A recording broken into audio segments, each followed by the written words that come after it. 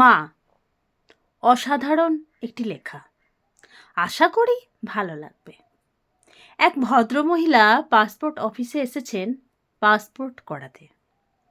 Officer জানতে চাইলেন, আপনার পেশা কি? মহিলা বললেন, আমি একজন মা। আসলে শুধু মা তো কোনো পেশা হতে পারে না। যাক, আমি লিখে দিচ্ছি আপনি একজন গৃহিণী। মহিলা খুব খুশি হলেন। পাসপোর্টের কাজ কোনো ঝামেলা ছাড়াই শেষ হলো। মহিলা সন্তানের চিকিৎসা নিতে বিদেশ গেলেন। সন্তান সুস্থ হয়ে দেশে ফিরে আসলো। অনেক দিন পর মহিলা দেখলেন পাসপোর্টটা নবায়ন করা দরকার, যে কোনো সময় কাজে লাগতে পারে। আবার পাসপোর্ট অফিসে আসলেন। দেখলেন আগের সেই অফিসার নেই। খুব ভারিক্কি, দাম্ভিক, রুক্ষ মেজাজের একজন লোক বসে আছেন। যথারীতি ফর্ম পূরণ করতে গিয়ে অফিসার জানতে চাইলেন, আপনার পেশা কি? মহিলা কিছু একটা বলতে গিয়েও একবার থেমে গিয়ে বললেন, আমি একজন গবেষক। নানান রকম চ্যালেঞ্জিং প্রজেক্ট নিয়ে কাজ করি।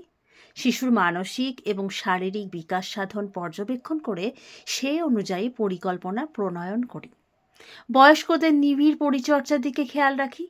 সুস্থ পরিবার ও সমাজ বিনির্মাণে নিরলস শ্রম দিয়ে রাষ্ট্রের কাঠামোগত ভিত মজবুত করি। প্রতিটি মুহূর্তেই আমাকে নানান রকম চ্যালেঞ্জের ভিতর দিয়ে যেতে হয় এবং অত্যন্ত দক্ষতার সঙ্গে তা মোকাবিলা করতে হয়, কারণ আমার সামান্য ভুলের জন্য যে বিশাল ক্ষতি হয়ে যেতে পারে। মহিলার কথা শুনে অফিসার একটু নড়ে চড়ে বসলেন। মহিলার দিকে এবার যেন একটু শ্রদ্ধা আর বিশেষ নজরে তাকালেন। এবার অফিসার জানতে চাইলেন, আসলে আপনার মূল পেশাটি কি? যদি আর একটু বিশদভাবে বলতেন। লোকটির আগ্রহ এবার বেড়ে গেল। আসলে পৃথিবীর গুণীজনেরা বলেন, আমার প্রকল্পের কাজ এত বেশি দুরূহ আর কষ্টসাধ্য যে দিনের পর দিন আঙুলের নখ দিয়ে সুবিশাল একটি দিঘি খনন করা নাকি তার চেয়ে অনেক সহজ। আমার রিসার্চ প্রজেক্ট তো আসলে অনেক দিন ধরেই চলছে। সর্বক্ষণ আমাকে ল্যাবরেটরি এবং ল্যাবরেটরির বাইরেও কাজ করতে হয়। আহার ও নিদ্রা করারও আমার সময় নেই। সবসময় আমাকে কাজের প্রতি সজাগ থাকতে হয়। দুজন ঊর্ধ্বতন কর্তৃপক্ষের অধীনে মূলত আমার প্রকল্পের কাজ নিরবিচ্ছিন্নভাবে চলে আসছে। মহিলা আবার মনে মনে বলেন, দুজনের কাউকে অবশ্য সরাসরি দেখা যায় না। একজন হলেন আমার স্রষ্টা আর একজন হলেন আমার বিবেক। আমার নিরলস কাজের স্বীকৃতিস্বরূপ আমি 3বার স্বর্ণপদকে ভূষিত হয়েছি। মহিলার 3জন কন্যা সন্তান ছিল।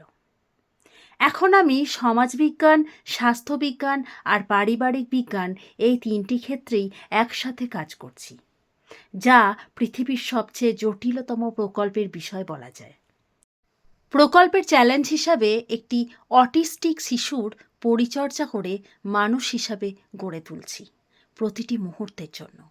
ঊষর মরুর ধূসর বুকে ছোট্ট যদি শহর গড়, একটি শিশু মানুষ করা তার চাইতে অনেক বড়।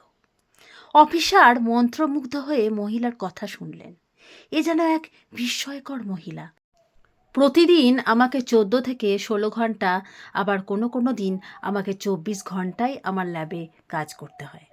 কাজে এত বেশি ব্যস্ত থাকতে হয় যে কবে যে শেষবার ভালো করে ঘুমিয়েছিলাম, কোন রাতে, তাও আমার ঠিক মনে পড়ে না।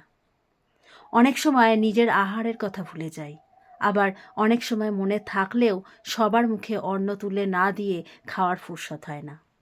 অথবা সবাইকে না খাইয়ে নিজে খেলে পরিতৃপ্তি পাই না।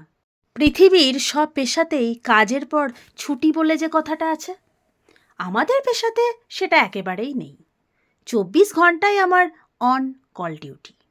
এরপর আমার আরও 2টো প্রকল্প আছে।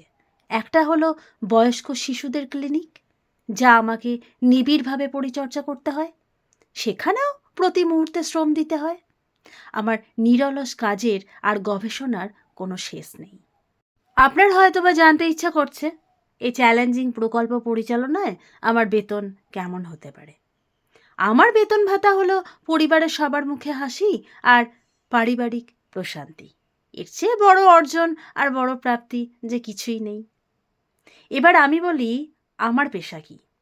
আমি একজন মা, এই পৃথিবীর অতি সাধারণ একজন মা। মহিলার কথা শুনে অফিসারের চোখ জলে ভরে আসলো। অফিসার ধীরে ধীরে চেয়ার ছেড়ে ওঠেন এবং নিজের মায়ের মুখ চোখের সামনে ভেসে ওঠে। তিনি খুব সুন্দর করে ফর্মের সব কাজ শেষ করেন এবং মহিলাকে নমস্কার করে দরজা পর্যন্ত এগিয়ে দেন। তারপর নিজের অফিসের রুমে এসে একটি ধূসর হয়ে যাওয়া ছবি বের করেন এবং ছবিটির দিকে অপলক দৃষ্টিতে চেয়ে থাকেন। নিজের অজান্তেই চোখের জল টপটপ করে ছবিটির উপর পড়তে থাকে। আসলে মায়ের মাঝে যেন নেই কোনো বড় উপাধির চমক, বড় কোনো পেশাদারিত্বের কর্পোরেট চকচকে ভাব। কিন্তু কত সহজেই পৃথিবীর সব মা নিঃস্বার্থভাবে প্রতিটি পরিবারে নিরলস শ্রম দিয়ে যাচ্ছেন। মাতৃত্বের গবেষণাগারে প্রতিনিয়ত তিলে তিলে গড়ে তুলেছেন এক একটি করে মানবিক নক্ষত্র। সেই মা সবচেয়ে খুশি হন কখন জানেন? যখন সন্তান প্রকৃতই মানবিক মূল্যবোধ নিয়ে এবং শুধুমাত্র ধনে, সম্পদে, বিত্তে, ঐশ্বর্যেই নয়, চরিত্রে আর সততায় একজন খাঁটি মানুষ হয়।